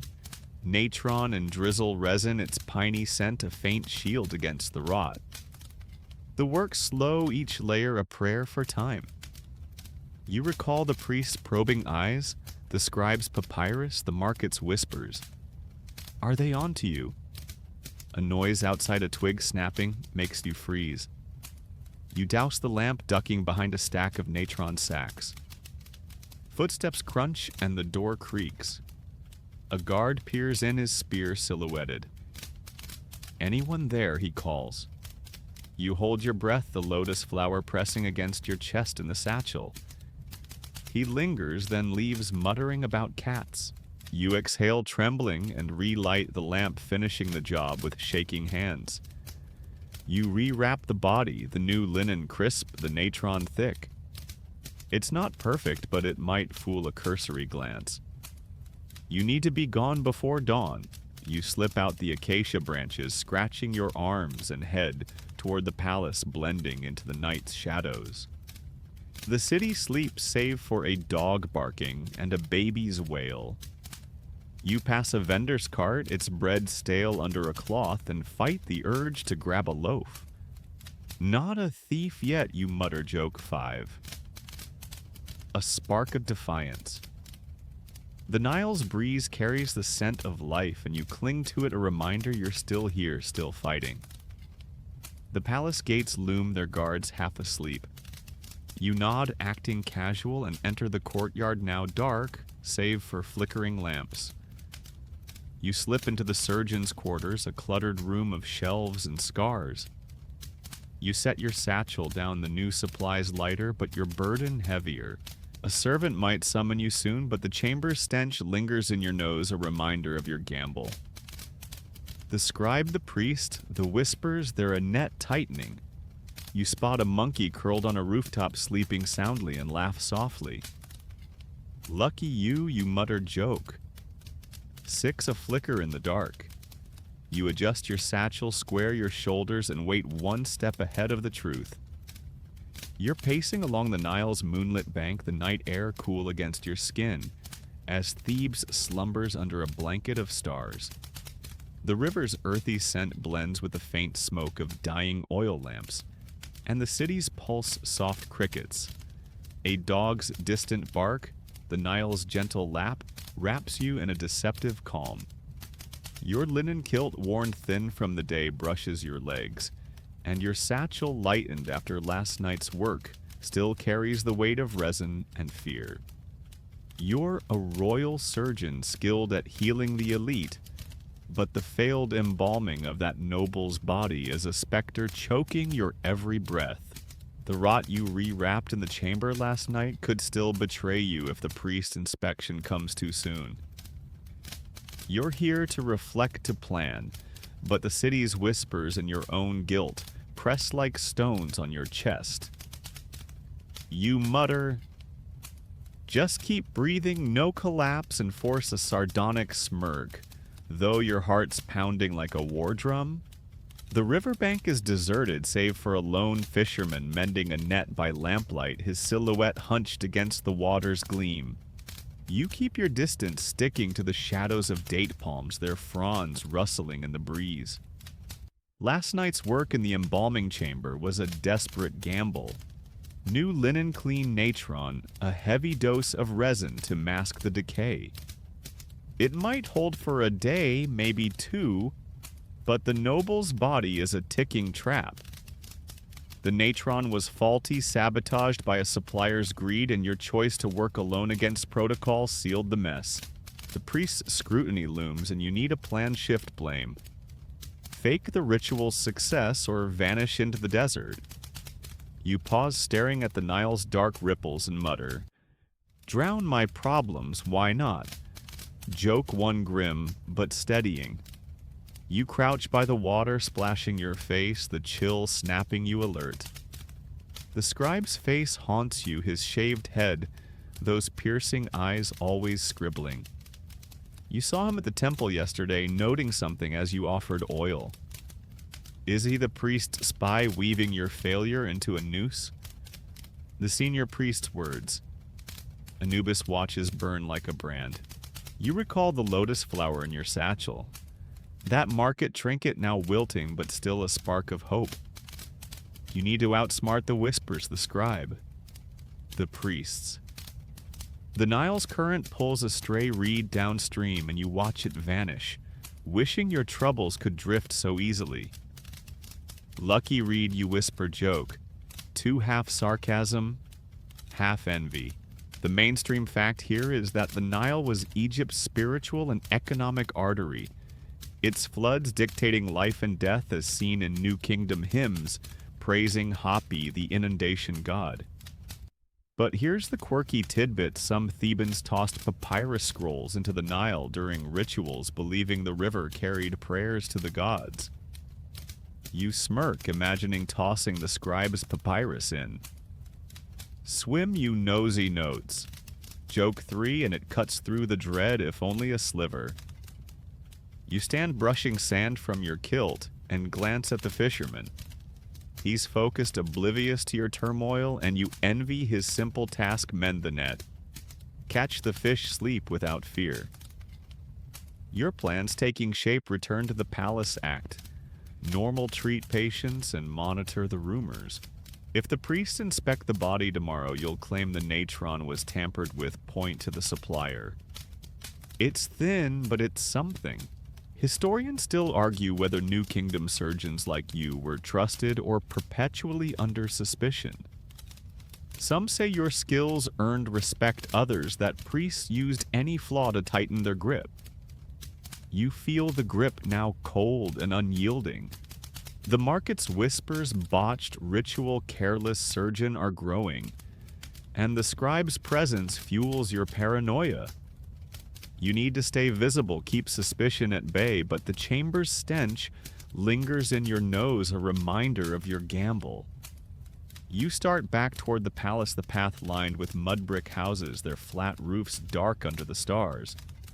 A cat slinks across, eyes glinting, and you freeze, heart lurching. Just a cat, not a guard.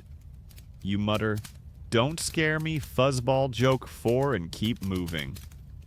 The palace gates are close, but the temple's shadow looms its pylons stark against the night sky. You imagine the priests inside planning their inspection, discussing you. The scribe's papyrus, the priest's flinty eyes, the market's rumors, they're a net tightening around you. You need to be flawless tomorrow, devout at rituals, skilled with patience, silent about the chamber. The palace courtyard is dark, save for flickering lamps casting pools of light. The guard's half-dozing nod as you pass, recognizing your faience beads. You slip into the surgeon's quarters, a cluttered room of shelves, jars of myrrh resin, a few wilted herbs, and a table scarred from years of use. You set your satchel down, its contents a faint hope. You grab a vial of mandrake, its earthy scent grounding, and tuck it into your bag for tomorrow's patients. A servant might summon you soon, but the Nile's calm lingers in your mind, a fleeting anchor. You recall the fisherman's focus, the reed's drift, the cat's careless stride. Simple lives, you mutter, joke 5, a spark of longing. You sit rubbing your temples, the day's weight settling like dust. The natron was the culprit, not you, but in Thebes. Truth bends to power. You could bribe a junior priest, but loyalty here is sand slipping through fingers. Fleeing's a last resort. Desert nights are cruel and you're no nomad. The lotus flower crushed in your satchel is a reminder to fight. You stand pacing the room, planning tomorrow's moves, check the royal's fever, attend the morning ritual, avoid the scribe. A noise outside, a clatter of clay, makes you freeze. You peer through a window, seeing only a stray dog nosing a broken jug. You laugh softly, joke 6 parties over pup, and relax, but the unease clings. The Nile's breeze slips through a high window, carrying the scent of life. You cling to it, a reminder you're still here, still fighting. The scribe, the priest, the whispers, they're closing in, but you're not done. You adjust your satchel, square your shoulders, and head to your quarters, ready to face dawn. One step ahead of the truth for now. You're creeping through Thebes' pre-dawn alleys, the cool air sharp against your skin, as the city stirs faintly under a fading starscape. The Nile's damp scent weaves with the smoky whiff of smoldering hearth fires and the soft pulse of life, a rooster's crow, a baby's distant wail. The river's quiet lap hums around you. Your linen kilt, frayed from days of wear, brushes your legs, and your satchel, now light after last night's work, carries only a vial of resin and the crushed lotus flower. You're a royal surgeon skilled at healing the elite, but the failed embalming of that noble's body is a blade at your throat. The rot you rewrapped 2 nights ago might hold, but the priest's inspection is imminent and you're risking everything to fix it one last time. You mutter, "Just one more shot." No mistakes, and force a grim smirk, though your heart's pounding like a mason's mallet. The alleys are near silent, their mud brick walls looming in the half-light. You stick to the shadows, avoiding the main paths where early rising guards might patrol. The embalming chambers close tucked behind the temple, and tonight's your final chance to salvage the noble's body. Add more natron, tighten the linens, pray the resin masks the decay. Your last visit showed the rot slowing thanks to the market's clean natron, but it's still a gamble. The faulty batch, gritty with sand from a crooked supplier, doomed the ritual, and your solo work against protocol cemented the disaster. The priest's scrutiny is a vulture circling, and you need to outrun it. You pass a shuttered tavern, its beer-soaked air lingering, and mutter, "No drinks for me, thanks." Joke one dry but steadying. You slip past a sleeping dog, it snores soft, and your sandal catches a pebble, sending it skittering. You freeze, heart lurching, but no one stirs. Clumsy much, you whisper joke too as you press on. The scribe's face gnaws at you. His shaved head, those hawkish eyes always scribbling. You saw him at the temple yesterday noting something as you offered oil. Is he the priest's spy stitching your failure into a trap? The senior priest's words, Anubis watches burn like a coal. You clutch the lotus flower in your satchel, its wilted petals a fading charm, but still a spark of defiance.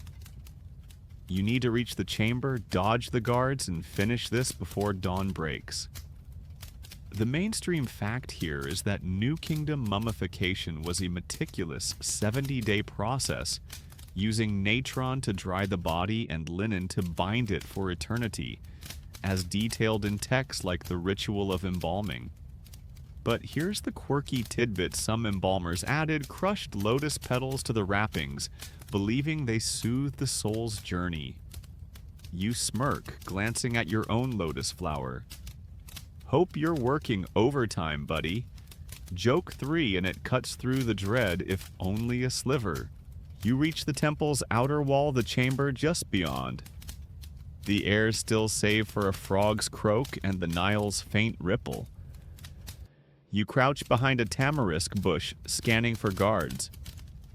One leans against the temple gate, his spear slack, half asleep. You could slip past, but a second guard's footsteps echo nearby. You wait, breath shallow, until the second guard rounds a corner, his lamp casting jittery shadows. You dart to the chamber's cedar door, its wood cool under your fingers, and ease it open. The air inside is thick with natron's sour bite and the rot you've battled for days. The noble's body lies on a stone slab swathed in your recent linens, still crisp but faintly damp. You light a tiny oil lamp, its flame weak, and set your satchel down. You lift the wrappings, wincing at the smell, less rancid but still there. The decay's slowed but not stopped. You mutter you're a stubborn one, joke. 4 to the silent corpse and start working, sprinkling the last of the natron, tightening the linens, drizzling resin. The work's precise, each fold a plea for mercy. You recall the priest's flinty eyes, the scribe's papyrus, the Nile's calm last night. Are they onto you? Historians still argue whether embalmers like you were revered or expendable. Some say your skill earned divine favor, others that priests used any slip to crush you. You feel the crush now, heavy and close. A noise outside a soft crunch makes you freeze. You douse the lamp, ducking behind a stack of linen rolls. The door creaks and a junior priest steps in his leopard skin robe, catching the moonlight. He sniffs, frowning, and scans the room. "Who's there?" he calls. You hold your breath, the lotus flower's petals crumbling in your satchel. He lingers, then mutters about rats and leaves. You exhale, trembling, and relight the lamp, finishing with frantic hands. You secure the linens, the body now a passable mummy, if barely. It might fool a rushed inspection, but not a thorough one. You need to be gone. You slip out the tamarisk bush, scratching your arm, and head toward the palace, blending into the dawn's gray veil. The city's waking bakers knead. Dough fishermen trudge to the river, a child cries. You pass a vendor setting up her stall, her bread still warm. Fresh loaves, she calls. You're tempted, but keep moving, muttering. Not today, breakfast. Joke 5. A spark of defiance. The Nile's breeze carries the scent of life, and you cling to it, a reminder you're still here, still fighting. The palace gates loom their guards stirring as dawn breaks. You nod, acting calm, and enter the courtyard now tinged with pink light. You slip into the surgeon's quarters, a cluttered room of shelves, jars of myrrh resin, a few dried herbs, and a table scarred from years of use. You set your satchel down the empty natron sack, a faint victory. A servant might summon you soon, but the chamber's stench lingers in your nose, a reminder of your gamble. The scribe, the priest, the whispers, they're a storm gathering. You spot a monkey scampering across a rooftop, clutching a stolen date, and laugh softly. Bandit, you mutter, joke. 6 a flicker in the gloom. You sit rubbing your temples, the night's weight settling like sand. The natron was the culprit, not you, but in Thebes. Truth is a reed snapping underfoot. You could confront the supplier, but he's likely untouchable, backed by some noble. Fleeings of fantasy desert nights are brutal, and you're no wanderer.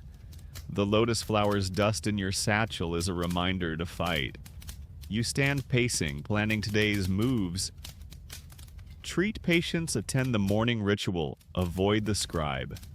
The chamber's done for better or worse. You need to be flawless now, devout, skilled, silent. The Nile's dawn glow slips through a window, and you draw a deep breath, ready to face the day, one step ahead of the truth. You're slipping through Thebes' dawn-lit streets, the early morning air crisp against your skin, as the city yawns awake under a pale pink sky. The Nile's muddy scent blends with the warm whiff of baking bread and the soft pulse of life donkeys braying a vendor's early call. The river's steady lap stirs around you. Your linen kilt, tattered from days of strain, brushes your legs, and your satchel, nearly empty after last night's work, holds only the crushed lotus flower and a lingering fear. You're a royal surgeon, skilled at healing the elite, but the failed embalming of that noble's body is a noose tightening around your heart. Last night's desperate rewrapping might hold, but a close call with a priest has you on edge, and the city's whispers are a storm about to break. You mutter, just keep moving, no cracks, and force a wry smirk, though your pulse races like a spooked antelope. The streets are waking slowly, their mud brick houses glowing faintly in the dawn. You stick to narrow alleys, avoiding the main paths where guards might linger. Last night in the embalming chamber was a heart-stopping gamble, more natron. Tighter linens, a heavy dose of resin to mask the rot. The noble's body looked passable, but only just. The faulty natron, gritty with sand from a shady supplier, doomed the ritual, and your solo work against protocol sealed your fate. The priest's inspection could come today, and you're clinging to a fragile hope that your fixes hold. You pass a shuttered stall, its baskets of dates covered, and mutter, no snacks for fugitives. Joke 1 grim but grounding. You weave past a baker kneading dough, his hands dusted with barley flour. He glances up and you flinch, fearing recognition, but he only nods. Careful, streets are slick, you whisper joke 2 as you hurry on. The scribe's face gnaws at you, his shaved head, those piercing eyes always scribbling. You saw him at the temple yesterday, noting something as you offered oil. Is he the priest's spy, weaving your failure into a trap? The junior priest's intrusion last night, sniffing the chamber, calling out, still chills you. You clutch the lotus flower's dust in your satchel. Its wilted hope a faint spark. You need to reach the palace act. Normal, and brace for the day's judgment. The mainstream fact here is that New Kingdom embalmers were highly trained, their work a sacred craft, ensuring the dead's journey to the afterlife as seen in tomb reliefs depicting mummification. But here's the quirky tidbit: some embalmers used amulets shaped like scarabs tucked into wrappings to awaken the soul. You smirk, imagining one for the noble. Wake up, pal, don't snitch. Joke 3, and it eases the dread, if only a fraction. You reach the palace's outer wall, its limestone glowing in the sunrise. The embalming chamber's behind you, but its stench lingers in your nose. You scan for guards too at the gate, chatting their spears lax. You could slip past, but a third guard's footsteps echo nearby. You wait crouched behind a stack of water jars, breath shallow, until the third guard passes, his lamp flickering. You dart to the palace courtyard, its tiles cool under your sandals, and slip toward the surgeon's quarters. The air's quiet save for a servant sweeping nearby, her broom, hissing softly. You pause, heart-thudding, recalling the priest's voice Anubis watches. Historians still argue whether embalmers like you were revered or disposable.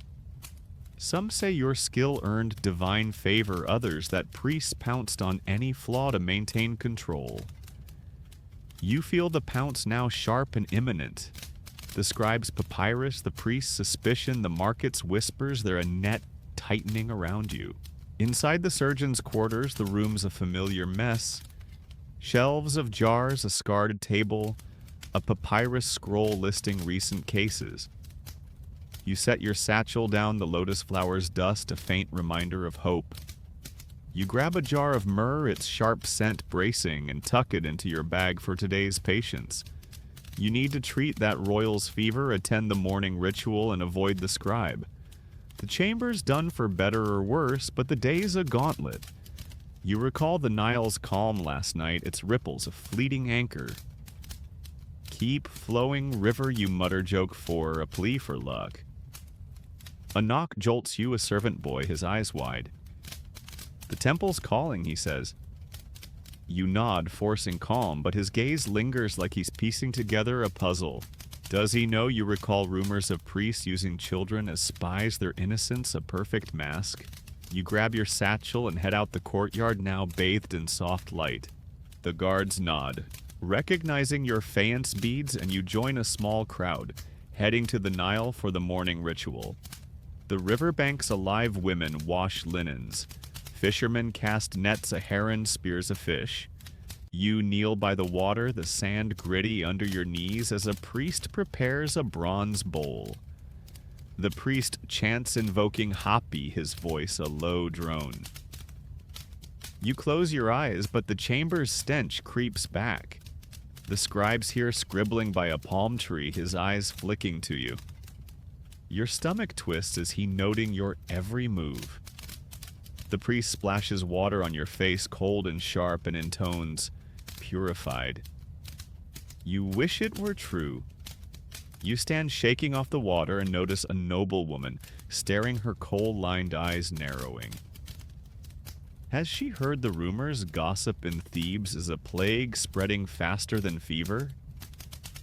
You mutter eyes to yourself. Lady, joke 5 under your breath, a spark of defiance. The ritual ends and you slip away, heading back to the palace. The sun's climbing, its heat already pressing. You pass a vendor setting up her stall, her figs glistening.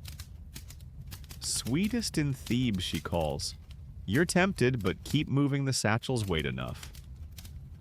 The city's waking artisans trudge to workshops, children chase hoops.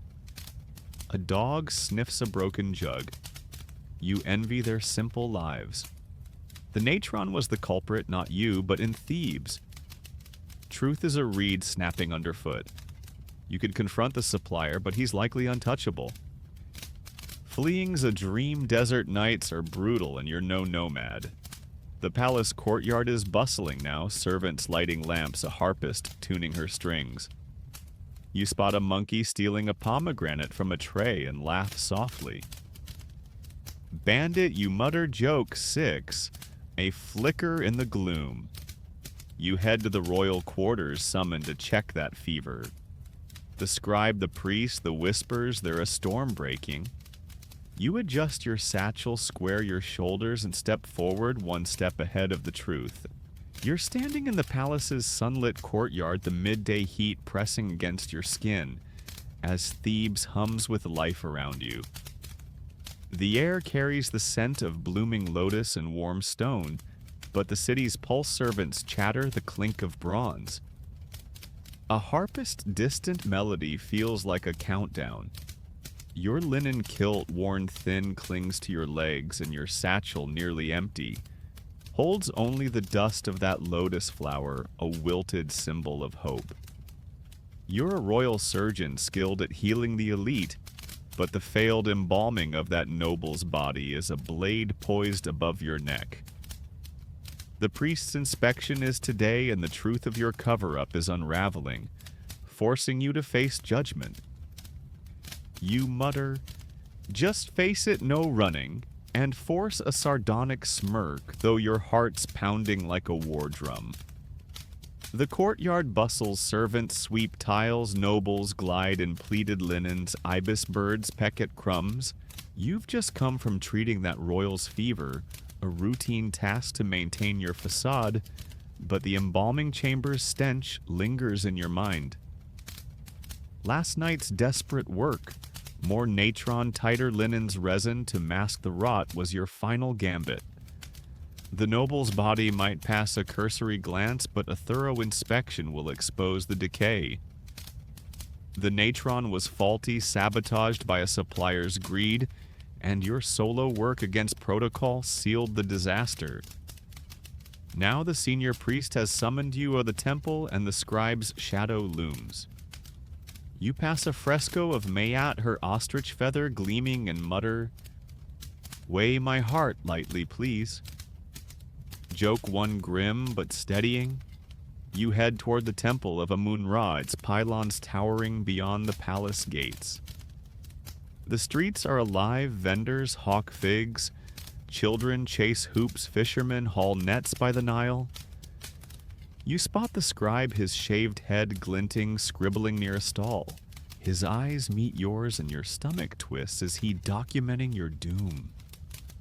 You've seen him everywhere, from the Nile ritual to the market, his papyrus a constant threat. The priest's words Anubis watches burn like a brand. You clutch the satchel, the lotus flower's dust, a faint reminder to fight. Keep scribbling, you vulture, you whisper joke too as you hurry on. The temple's entrance is crowded. Artisans, scribes, priests in leopard skin robes. You join them acting devout, but your mind's on the chamber. The senior priest waits by the altar, his bald head gleaming, his eyes like flints. "Surgeon," he says, his voice low. "The noble's body is ready," you nod, throat tight. "Yes, revered one." He gestures to follow, leading you to a side chamber, where the noble's body lies swathed in your linens. Other priests hover, their faces unreadable. The mainstream fact here is that New Kingdom burials were grand affairs, with priests ensuring the dead's journey to the afterlife, as seen in tomb inscriptions detailing final rites. But here's the quirky tidbit: some priests chanted spells backward to confuse evil spirits, a practice mocked by skeptics even then. You smirk, imagining them fumbling the words. Hope you trip on those spells. You mutter joke 3, a spark of defiance. The priest lifts the wrappings and your heart stops. The linens are crisp. The resin's scent strong, but a faint whiff of rot escapes. He sniffs, frowning, and your pulse spikes. "The natron, you blurred it, was tainted. I fixed it as best I could." The priest's eyes narrow, and the scribe steps forward, papyrus in hand, noting every word. Historians still argue whether priests like him trusted surgeons or used them as scapegoats. Some say your skill earned respect, others that any flaw was a chance to tighten control. You feel the control now suffocating. The priest gestures to another who inspects the body, his fingers probing. Adequate, he says, but his tone's cold. You exhale, but it's not over. The senior priest leans in. The supplier will be questioned, but your oversight is noted. Your stomach drops. Oversight means blame, and in Thebes, blame is a death sentence. You want to argue to point to the scribe's constant spying the market's whispers, but silence is safer? The lotus flower's dust in your satchel feels like a cruel joke. You nod, forcing calm, and the priest dismisses you. Serve Ma'at, he says a warning. You leave the chamber legs unsteady, the scribe's eyes burning your back. You mutter, Serve Ma'at, sure, with the side of doom joke. 4 gallows humor at best. Outside the sun's high, its heat relentless. You head to the Nile, needing its calm. The riverbank's busy women pound laundry, fishermen cast nets, a heron glides low. You crouch by the water, splashing your face, the chill grounding you. The inspection's done, but the priest's judgment hangs like a storm cloud. You could flee, but desert nights are cruel and you're no wanderer. Confronting the supplier's a lost cause, he's likely protected. You recall the market's amulets, the crocodile dung salve from days ago? Maybe I need that dung now. You whisper joke 5 a week spark. The Nile's current pulls a leaf downstream and you watch it go, wishing you could drift away. You return to the palace, the courtyard now. Quieter servants lighting lamps as dusk nears.